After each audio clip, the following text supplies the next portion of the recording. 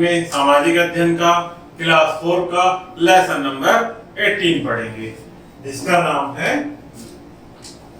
भारत तथा संयुक्त राष्ट्र, इंडिया एंड यूनाइटेड नेशंस। तो आइए प्यारे बच्चों, इस चैप्टर को हम शुरू करते हैं। भारत एक विशाल देश है। भारत विश्व में सबसे बड़ा लोकतंत्र है। यह एक महान तथा शांतिप्रिय देश है। अर्थात भारत एक विशाल देश है, अर्थात बहुत बड़ा देश है, और यह एक विश्व में सबसे बड़ा लोकतंत्र भी है, जो कि महान एवं शांतिप्रिय देश है। भारत 1945 में संयुक्त राष्ट्र के गठन के समय से ही इसका सदस्य है, यूनाइटेड नेशन का सदस्य है। 1945 में संयुक्त राष्ट्र का जब गठन हुआ था प्यारे बच्चों, तब से ही भारत इसका सदस्य है, अर्थात यूनाइटेड नेशन। यह 1945 के संयुक्त राष्ट्र के चार्टर के क्रियाकलापों में सक्रिय भूमिका निभाता रहा है। अर्थात यूनाइटेड नेशन के सदस्य होने के साथ यह उसके क्रियाकलापों में एक अच्छी सक्रिय भूमिका हमारा देश निभाता रहा है। भारत की नीति हमेशा से ही अहिंसापूर्ण रही है।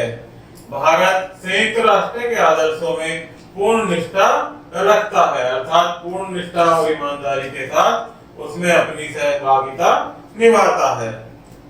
यह यूनेस्को, WHO, AFO तथा ILO आदि अभिकरणों में सक्रिय रूप से भाग लेता है। ये कुछ संगठन है प्यारे बच्चों, यूनेस्को, WHO और FAO, ये इंटरनेशनल हमारे संगठन है, ILO आदि। हमारा देश अनेकों बार सुरक्षा परिषद का सदस्य रहता है। हमारा देश सुरक्षा परिषद का भी सदस्य रहता है। श्रीमती विजयलक्ष्मी पंडित 1953 में संयुक्त राष्ट्र की सामान्य सभा की प्रथम महिला अध्यक्ष थी। कौन थी हमारी संयुक्त राष्ट्र की प्रथम महिला अध्यक्ष प्यारे बच्चों? 1953 में श्रीमती विजयलक्ष्मी पंडित संयुक्त राष्ट्र की अध्यक्षा थी। संयुक्त राष्ट्र के लिए भारत के कुछ मुख्य योगदान निम्नलिखित हैं। तो कौन कौन से योगदान है प्यारे बच्चों भारत के संयुक्त राष्ट्र के लिए?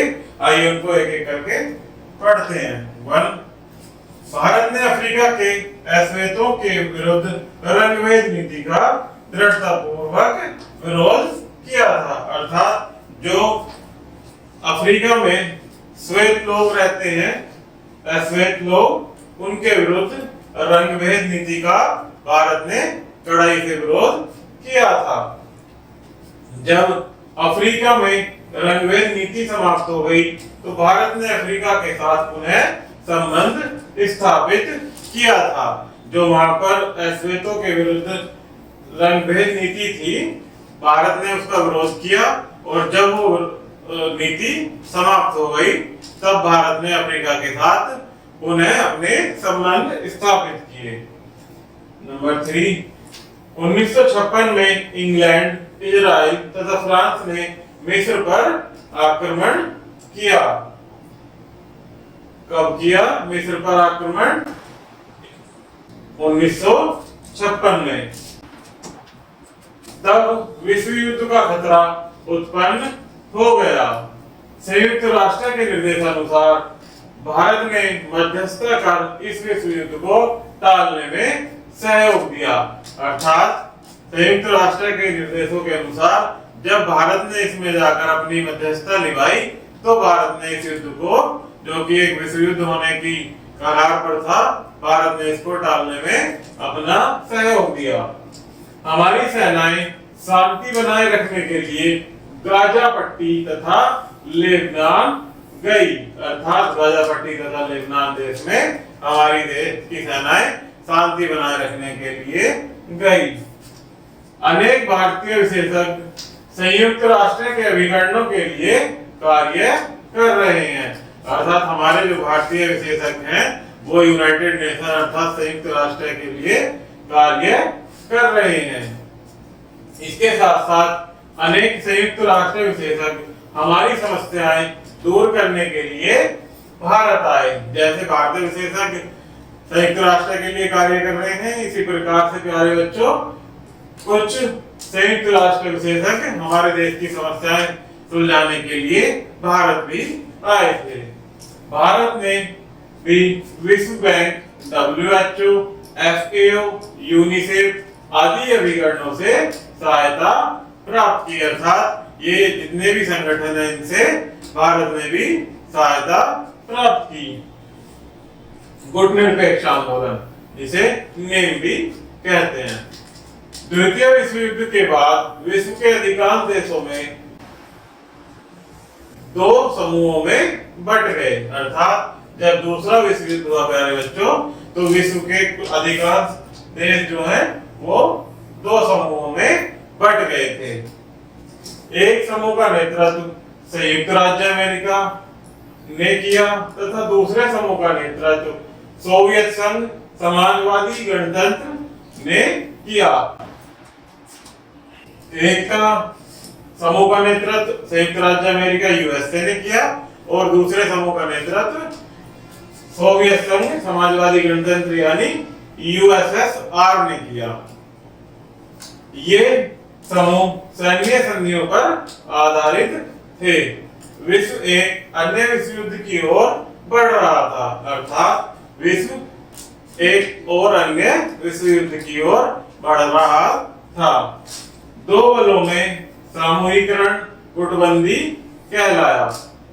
दो बलों में अर्थात दो देशों की सेनाओं में जो समूहीकरण हुआ, एकता हुई, वो क्या कहलाया प्यारे बच्चों? गुटबंदी कहलाया। इन्हें महाशक्तियां यूएसए तथा यूएसएसआर भी कहते हैं। क्या कहते हैं इन्हें? महाशक्तियां यूएसए तथा यूएसएसआर भी कहते हैं। इनके पास महाविनाश के लिए नाभिकीय तथा अन्य हथियार हैं। अर्थात इनके पास कौन कौन से हथियार हैं? नाभिकीय और अन्य बहुत ही महाशक्तिशाली हथियार इन देशों के पास उपस्थित हैं। भारत के प्रथम प्रधानमंत्री पंडित जवाहरलाल नेहरू इस खतरनाक स्थिति के विषय में बहुत चिंतित थे। उन्होंने यूगोस्लाविया तथा मिस्र आदि देशों के नेताओं से एक संगठन बनाने की सलाह की जो न तो यूएसए को समर्थन दे और न ही यूएसएसआर को समर्थन दे, अर्थात निष्पक्ष कार्य करे। ऐसे संगठन बनाने की प्यारे बच्चों हमारे प्रधानमंत्री ने उनको सलाह दी। वे भी पंडित जवाहरलाल नेहरू से सहमत थे। अर्थात कौन सहमत थे?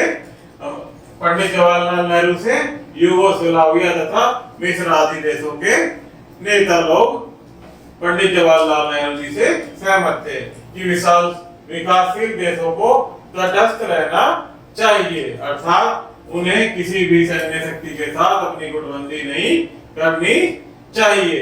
उन्हें अपने देशों के साथ तटस्थ रहना चाहिए।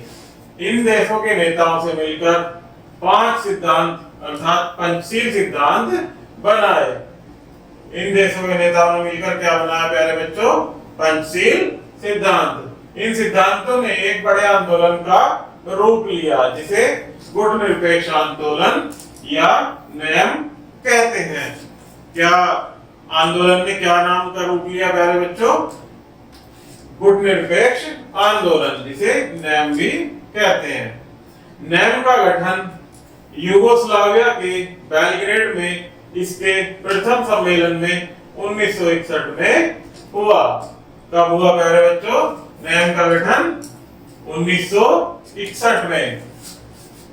भारत के प्रधानमंत्री पंडित जवाहरलाल नेहरू, यूगोस्लाविया के राष्ट्रपति टीटो तथा मिस्र के राष्ट्रपति नासिर गुटनिरपेक्ष आंदोलन के संस्थापक जनक थे।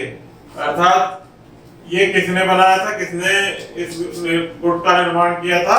वो आप हमारे पंडित जवाहरलाल नेहरू, यूगोस्लाविया के राष्ट्रपति टीटो व मिस्र के राष्ट्रपति नासिर इस आंदोलन के संस्थापक थे। नेम के मुख्य उद्देश्य अर्थात यह जो गुटनिरपेक्ष आंदोलन बना था, जिसको नेम के नाम से भी जानते हैं, इसके क्या मुख्य उद्देश्य थे वो पढ़ेंगे प्यारे बच्चों। नेम के प्रमुख उद्देश्य निम्नलिखित हैं। नंबर 1, सैन्य संधियों से जहां तक संभव हो सके दूर रखना, अर्थात जो भी सैन्य संधियां होंगी उनसे दूर रहना। दूसरा, सभी देशों से घनिष्ठ संबंध बनाए रखना। थर्ड 1, गरीबी, निरक्षरता तथा बीमारियों की समस्याओं का समाधान करना। नेक्स्ट, लोगों के कल्याण के लिए कार्यक्रम तैयार करना। नेक्स्ट, यूएसए तथा रूस के साथ मित्रता करना। और लास्ट है, व्यापार तथा वाणिज्य में एक दूसरे की सहायता करना। अर्थात गुट निरपेक्ष का क्या उद्देश्य था कि सभी देशों को उनके शांति प्रिय बनाए रखने के लिए हर क्षेत्र में उनकी सहायता करना और उनके साथ एक मित्रता के साथ आपस में रहना। प्रारंभ में इसके मात्र 25 सदस्य थे, किंतु आज नेम अर्थात गुट निरपेक्ष के सदस्यों की संख्या 100 से अधिक है। यहाँ तक कि संयुक्त राष्ट्र भी नेम की आवाज को अस्वीकार नहीं करता है। उसे भी अर्थात संयुक्त राष्ट्र यूनाइटेड नेशन को भी गुट निरपेक्ष की बात को स्वीकार करना ही पड़ता है। नेम विश्व स्तर पर एक महत्वपूर्ण भूमिका अदा कर रहा है, अर्थात अपने कार्यों से पूरे विश्व भर में यह एक अच्छे कार्य में अपना नाम ऊंचा कर रहा है, अर्थात महत्वपूर्ण भूमिका अदा कर रहा है। तो प्यारे बच्चों, इसमें कुछ स्मरणीय तथ्य हैं जिनको हम और आप साथ मिलकर पढ़ेंगे। भारत संयुक्त राष्ट्र संघ के संस्थापकों में से एक है, अर्थात संयुक्त राष्ट्र संघ के संस्थापकों में से भारत का भी एक नाम है।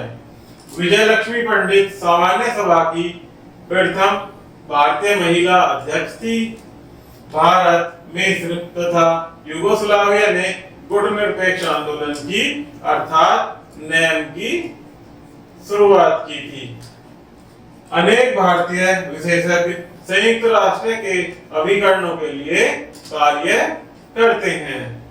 संयुक्त राष्ट्र के लिए भारत का सबसे महत्वपूर्ण योगदान इसकी गुटनिरपेक्ष की नीति रहा है, अर्थात जो नेम एक गुटनिरपेक्ष के नाम से बना है, उसकी एक महत्वपूर्ण योगदान इसकी नीति में रहा है। तो प्यारे बच्चों, ये हमारा लेसन समाप्त हुआ।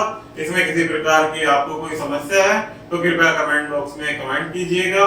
धन्यवाद।